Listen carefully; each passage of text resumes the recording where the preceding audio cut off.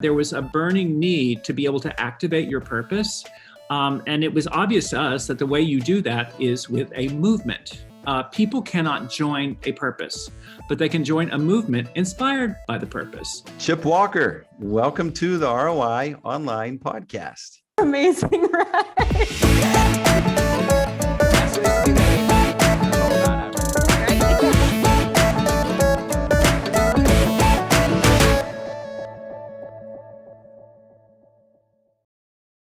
So Chip, you've got this new book we're going to talk about today, Activate Brand Purpose. And it's about movement thinking. It's about how leaders can transform their company with by connecting with humans and leading a movement. And so you guys have done a lot of study. You and Scott Goodson have done a lot of study. This is a very in-depth book.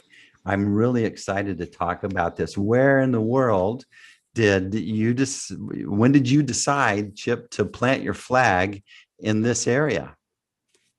Yeah. Well, Scott Goodson, my business partner, and I, we've been working together for many years, and had a philosophy that we call movement marketing.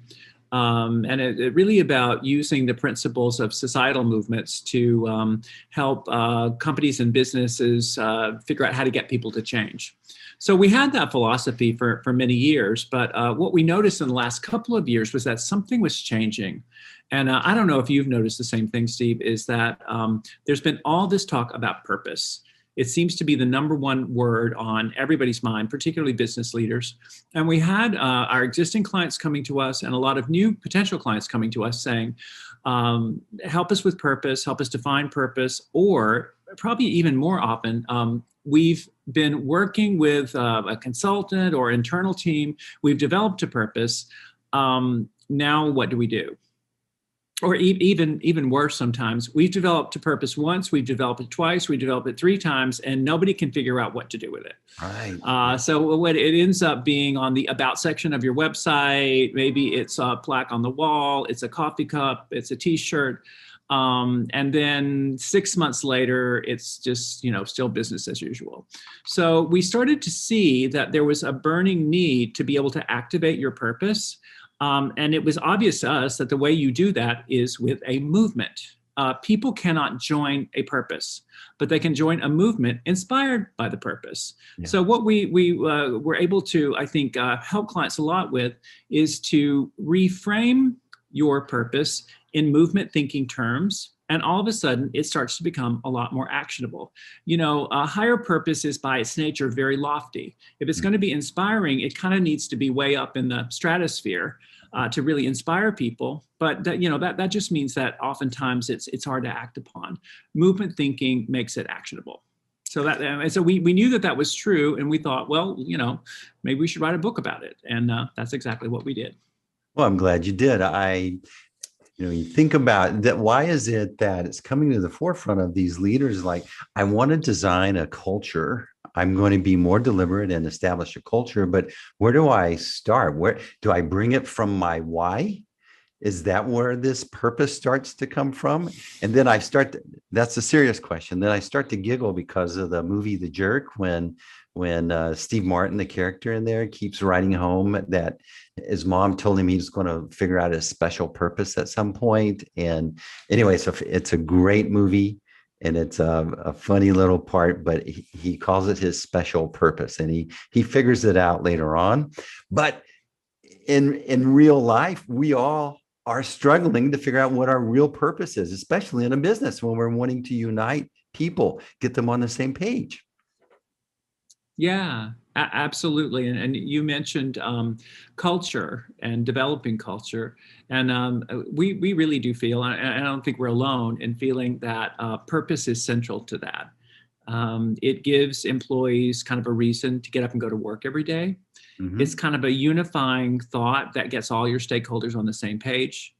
A higher purpose usually involves some sort of an ethos or belief system that the leadership of the company feels important in the world, and hopefully one that employees share, that your customers or consumers share, all your stakeholders share.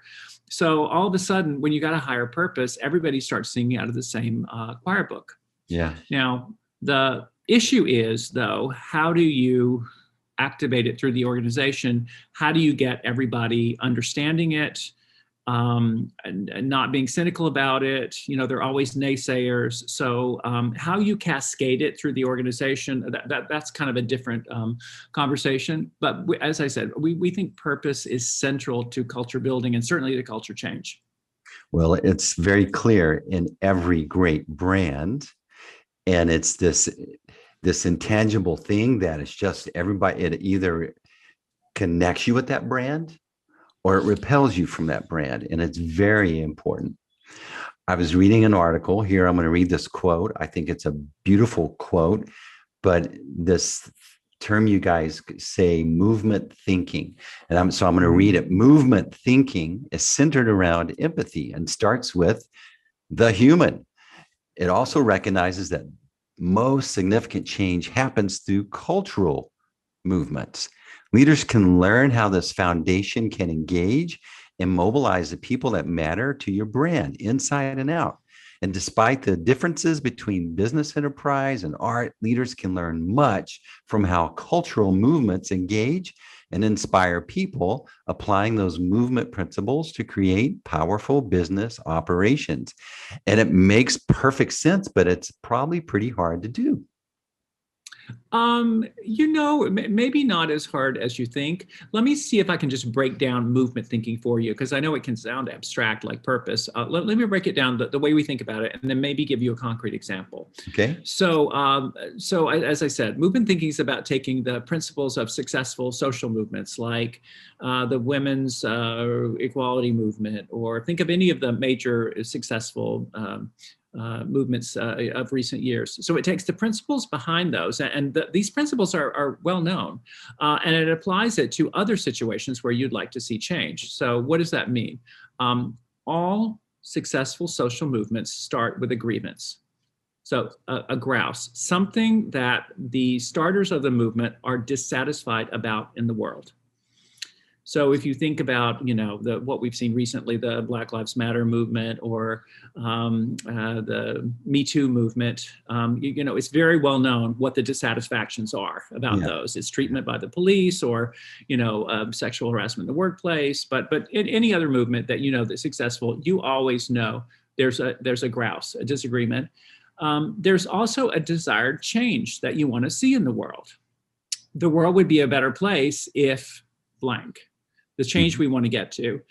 That usually sets up an enemy. What's the enemy standing in the way of that change? And from there directly, the stand that you have to take to overcome the enemy. So let me give you an example, and I'll give you an example in a very mundane category of banking, just because I find that people, usually it's easy to get.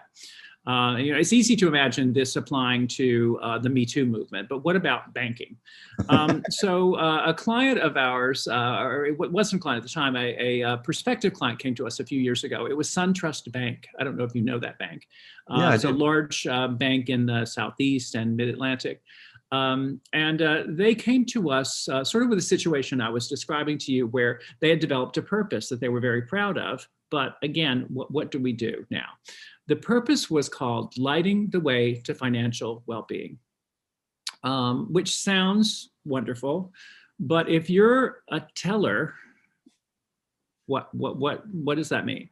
If you're a loan officer, what does that mean? I think those were the kind of issues. Even if you're a consumer, really, what does that mean? Yeah. So what we did is we went out into culture, and you mentioned culture in describing some language for our book, to sort of see, okay, thinking about lighting the way to financial well-being, what do we know that's going on in the world? What is the dissatisfaction that we have, that a wrong that needs to be made right? And this was right after the Great Recession, so it's 5 or 6 years back, and I think what we saw, and what the bank was kind of upset about, was that, you saw the statistic probably that some huge portion of the United States population couldn't put together $400 in case of emergency. Right. Many people, we're not talking about lower socioeconomic only, even higher socioeconomic folks had not really recovered from the recession. like huge proportion had not recovered from the recession. It was a very uneven recovery, and people were stressed. They were suffering. And this seemed like something that ought not to be. So we sort of, our dissatisfaction was the fact that this kind of stress exists out there. Our enemy became financial stress caused by all of the vagaries of the modern world. And the stand that we decided to take was to help instill, we called it financial confidence. So that was the antidote to financial stress. So we wanted to create a movement to create greater financial confidence in the American public. And the way that we were going to do that was by financial education. So we started a movement and we called it On Up, which stands for onward and upward, try to get everybody to raise up. And it's been a massive success for SunTrust. We have, at this point, over 6 million people have participated in it. Wow. It started internally at the bank as a program to educate their employees first. Financial education for employees, budgeting, everything you would need to know to become more financially confident. It was a huge success with employees. All of a sudden, they started to know what lighting the way to financial well-being really meant. It meant we're going to help our customers become more financially confident. And now we have the tools to do it. It was so successful that SunTrust clients, their commercial banking clients like Delta Airlines, began to ask them if SunTrust would come and give the same education to their employees. Wow. And so we've had the program among customers. So as I said, it's been a huge success, but that's just sort of an example of the way that you take movement thinking to sort of interpret this lofty purpose into something that can galvanize a bunch of people around a shared cause like financial confidence. So hopefully that example makes sense. Oh, it does. It's perfect. You explain it really well. When you think about story, and every story, there has to be this villain. Otherwise, there's no emotional cost in this story. And so we're disconnected, and it must be present or at least called out by the brand. But oftentimes, exactly, I find that brands are too close to it, and it's hard for them to identify the obvious villain that they originally started off to slay. Or more often, though, that they decide that the villain is the biggest competitor. Which I'm not trying to say that your competitor, understanding your competitors isn't important. Right. It's just a lot of times when you do that, you start to become less relevant to the ongoing, problems that people have in their everyday life. When your enemy is just, as I said, your biggest competitor. Having an enemy in culture, we find, makes people care a lot more. Yeah, movement thinking. That's excellent. I also think about there's a big segment that is unbanked. And if you ask yourself, why do these people choose not to have a banking account, is they perceive that the banks are not trustworthy. Yes. Oh, well, I think it's a couple of things. There's perceiving that they're not trustworthy, but increasingly among young people, there are just alternatives. You don't necessarily need to have a traditional bank. A lot of the things that you used to rely on a traditional bank for, you can get through some of the fintech apps that are out there. Right. You can use PayPal for payments. So it's just not necessarily as essential as it used to be to have a big banking relationship, which is all the more reason that a bank like SunTrust has got to, have a movement like On Up. It's interesting because SunTrust just merged with another bank called BB&T, and they've become a new bank called Truist, Truist. They're going to be, I think, maybe the 5th largest bank in the country at this point. But they've decided that their point of difference is that they are the purpose-driven bank. And we're working with them now to help them try to say what that means. That's excellent. I love that. So this movement thinking, how to leverage movement thinking to transform your organization. So we identify this villain, But then we also have to empower what's our solution and why it matters to our customers. Correct. Talk to us about that exercise that you take them through. Well, I mean, just again, to key off the example I just gave you, and then maybe I can give you another example just to make sure it's clear. But so, the villain was financial stress that everyone was feeling. And it became clear that the antidote to that was financial confidence. So and finding the antidote, it's got to be something that actually overcomes the dragon that we want to slay, the enemy. Right. But it's also got to be something in the wheelhouse of what the brand knows how to do. Exactly. That's a big pitfall for some of this movement thinking. You've probably seen examples of brands that get involved in social issues, and it has nothing to do with what they do underlying. Another example I can give you that it's usually pretty easy for people to kind of wrap their minds around was for an early client of ours. It was called Smart, the Smart car. Mm-hmm. Are you familiar with that? They look like almost like a little roller skate of a car. They're very, very tiny. Yes. And they're mainly just for folks in urban areas. That's what they were designed for, where there's like no parking and whatnot. So they came to us, before the car had been launched, and wanted to do, I think, marketing a very different way.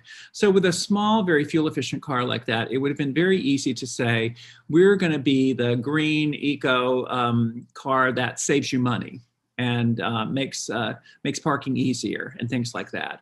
But I think we sort of saw that there was an opportunity for a movement that would get people more emotionally engaged with this little car. So I think what we began to see is that there's a lot of dissatisfaction among urbanites with sort of the kind of overconsumption and waste in cities, and particularly around things like people driving around giant SUVs and giant cars that are polluting and taking up all the room, and you can't find a place to park. And what's the point? We saw that there was sort of the change in the world that the brand wanted to see was sort of to try to restore the urban landscape to maybe a more pristine state, the way it was before we had all these big SUVs. So the enemy that we came up with for Smart was really kind of stupidly overconsuming when you don't have to. Why do you need an SUV that size? Which we sort of shorthanded the enemy as dumb. That's what we called it, stupidly overconsuming. And the stand we decided to take was we called Smart, more conscious automotive consuming, which is a car like Smart. Small, goes anywhere, fuel efficient, you can park it anywhere. Et cetera. So the movement was called Against Dumb. If you want to know about it, there's a lot about it on the internet. It's kind of a pretty well-known case study. But that's an example of where we crafted the whole story around things having to do with automotive and a car. We didn't go out and say, oh, we want to make this brand culturally relevant, so why don't we attach ourselves to I don't know, women's pay issues or something. And not that that's a bad issue or something, but it doesn't really relate to what they do. So anyway, to get back to answering your question, it's important that it be culturally relevant, but it's also important that it ties to a brand's like core competency. Yeah, with the wheelhouse. So why is it, Chip, that you think that the creative culture part of our society gets these concepts so fast, and why does it struggle to make that application work in the business world for most people? Why does it take someone like you to help merge this creative idea into a business application?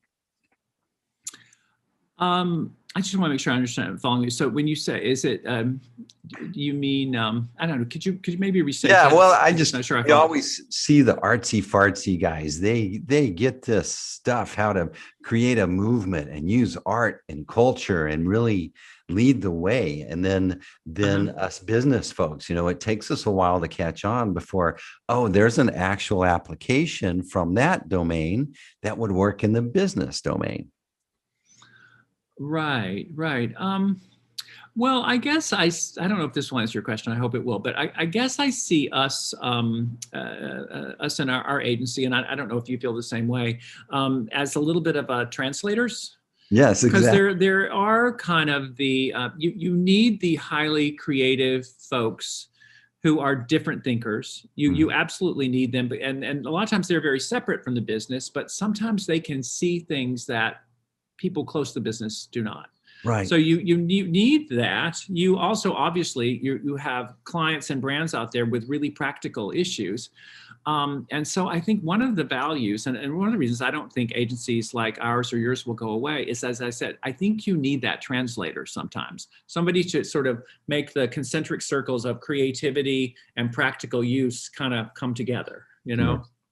Yeah. So that's what I love about your book. It has all this, these studies and examples that help translate it for the business mind on how to take advantage of the concepts that culture and that art and that great leaders naturally get and implement in their messaging and their movements. One of the things I wanted to point out too about the book that we tried really hard to do is that if you or any of your viewers or listeners have read any books about purpose or mission or anything like that, you'll probably start to note that you see the same examples over and over and over again. It's like Dove. It's it's the usual suspects around purpose.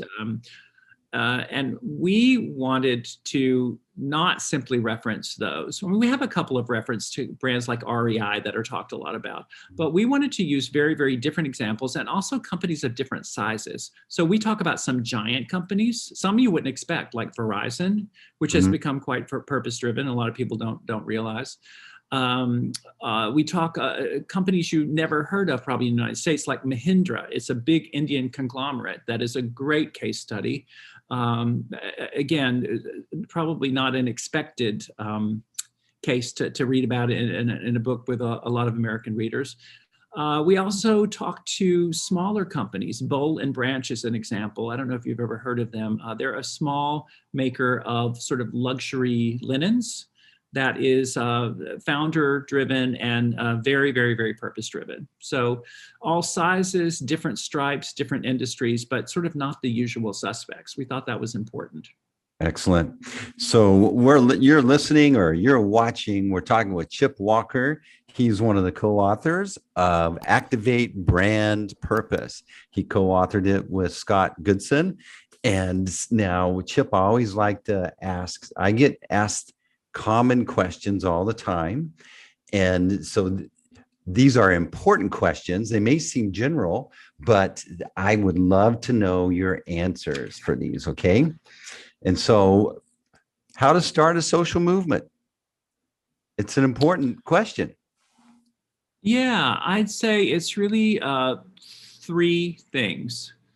Understanding what is the wrong out there in the world that needs to be made right concerning you and either your enterprise or your organization. Is there a wrong out there in the world that needs to be made right? What is the change you want to see in the world as a result? And then what is it your brand is against? If you know those three things in culture and society, not simply in your category, if you know those three things, that will tell you what stand you need to take. And with that in hand, you're ready to go. It's as simple as that.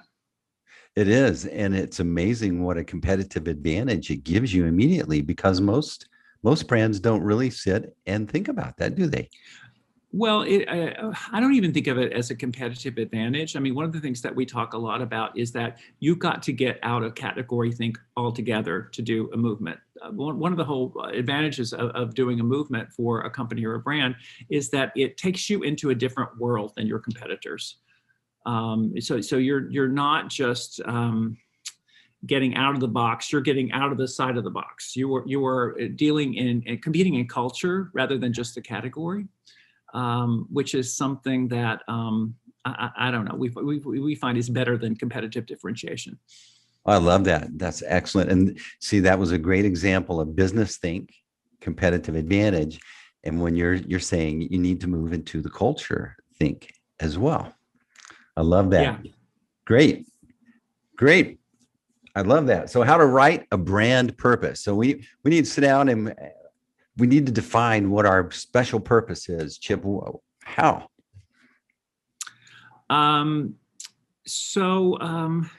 So luckily there are reams of books on this subject. Sometimes I feel like they maybe overcomplicate things. I do think one of the best ones is by Simon Sinek. It's called Start With Why. You may have heard of it. It's very famous TED Talk. He has a sort of a formula that I find often works, which is sort of the purpose formula is sort of to blank so that blank.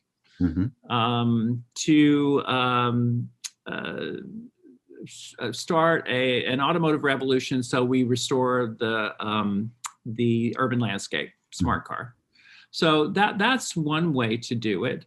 Having said that, I really encourage people not to get too stuck in formulas, but rather think about just the higher order reason that they exist. Verizon is a great example. We build the world's networks. We build the networks that move the world forward. So that kind of a purpose sort of says what it is that we do in the world that's important and gives meaning to our work. So I think if you think about that, why do we exist? What gives meaning to the stuff that we do every day, and put it in whatever format makes you happy. I think that's really it. I would worry less about format and more about substance. Excellent. So here's ones like, so what are the 4 reasons to set a company purpose? Yeah, I'd say it is 4 things. One is that it gets all of your stakeholders on the same page. So often you've got employees, customers, consumers, it could be shareholders. If you have a shared purpose, all the arrows are moving in the same direction. So that's 1. 2, it can make your employees more engaged. It can give them a meaningful reason to want to get up and go to work every day. It can give you 3, more engaged consumers. More and more consumers are saying they want to do business and give their money to a company that is giving back and helping make society better, not just taking from society. Last one is not really well known, but it's that purpose can actually have substantial financial payoffs. And this has been pretty well documented. There was a Harvard Business Review article, I think it was 2019, a couple of very well-known professors from Harvard Business School did an in-depth analysis of purpose-driven companies and found that there was not all kinds of purpose-driven companies, but there was a certain kind of them whose financial results, the financial payouts for them was dramatically better. And so I think there's more and more evidence to say that it's not just good for society, it can also be very good for the bottom line. Excellent answer. So just when we think of leadership, there's a reason for leadership. What's the purpose of leadership?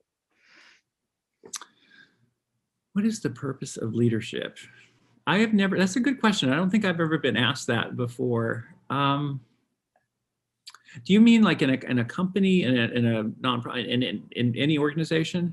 Well, if we're implementing movement thinking, it takes someone to lead this movement. It takes someone to get folks to buy in, but it's always kind of assumed the leadership value there. But I think it needs to be stated. And I know you have this excellent answer for this, Chip. No pressure, right? Well, I guess I can just tell you the way I think of leadership for myself is that on a day-to-day basis, I'm there to help take care of my people so that we take care of our clients. And on a larger level, I guess I'm here to try to make a difference in communities. And if I do my job right, I'm hoping make people's lives a little bit better. So I guess that's how I think about it. So I don't know if that answers your question. It seems like an obvious answer, but I think it's excellent. You stated excellent. And it's like, you need to decide why you're here and what change you're making in the world and how you apply it in your everyday activities with your business or your organization. Yeah, I think that's a big change that we see with millennial managers coming up, is that that's very important to them to think that I'm not just coming to work and being a leader to make better widgets. Yes, I'm making better widgets, but it's in service of something hopefully bigger than that. Yeah. Well said. So we're listening to Chip Walker, or you're watching Chip Walker. He's a co-author of Activate Brand Purpose. It's a book you need to read. I think it's a great book that helps you be a better leader, lead change in an organization, change the world in some way.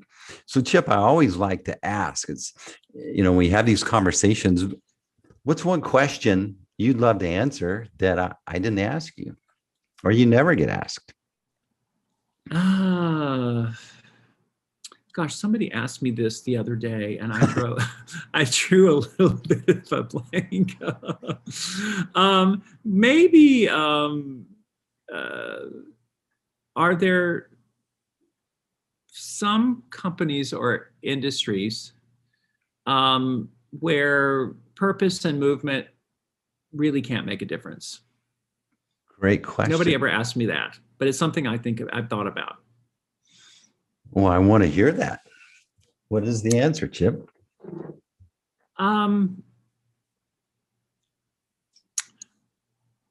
Yeah. So, the reason I think that's an interesting question is that we did a very large scale study of American consumers and asked them sort of point blank of a list of companies, and we had over 200. Which of these do you see as being driven by a higher purpose? And we started to see that, there are some companies at the top, some in the middle, and some at the bottom, and some industries and categories. Banking, for instance, tends to be low. Yeah. Big pharma tended to be very low. We did the first wave of the study in 2019. And there were a lot of people who said, and we've been in talks with pharmaceutical clients, who said, look, it's just inherent in our category.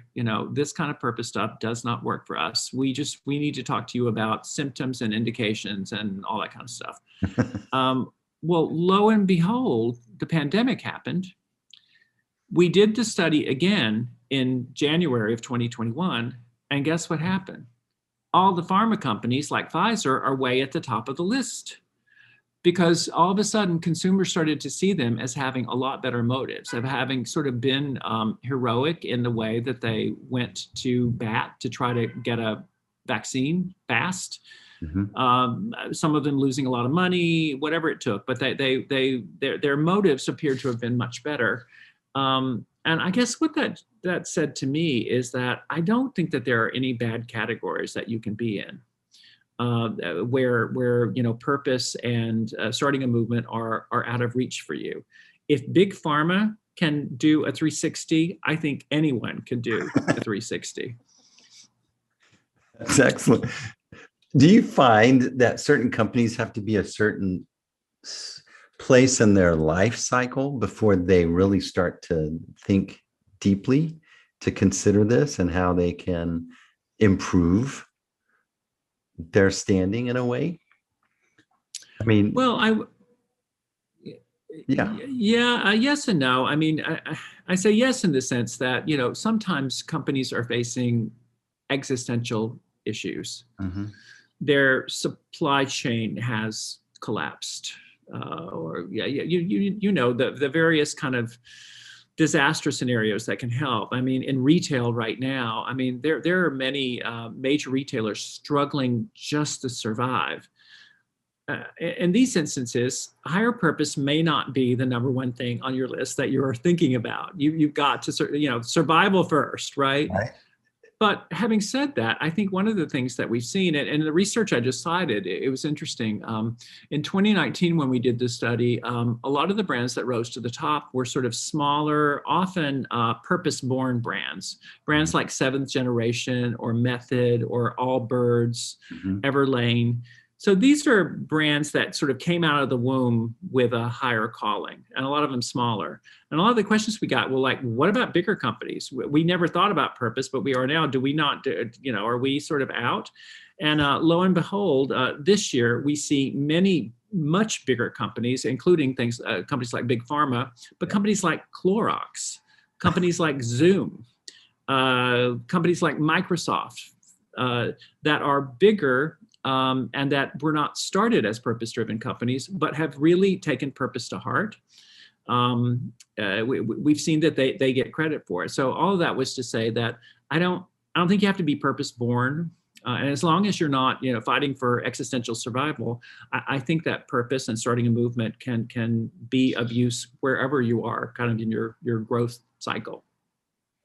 This past year and a half for us, Chip, has been a difficult year. It required that our team come together as a team, kind of watch each other's back and make it through this downturn without losing one of the team or having to let them go. And I believe that having a purpose about what we do was inherent in the success of the bond.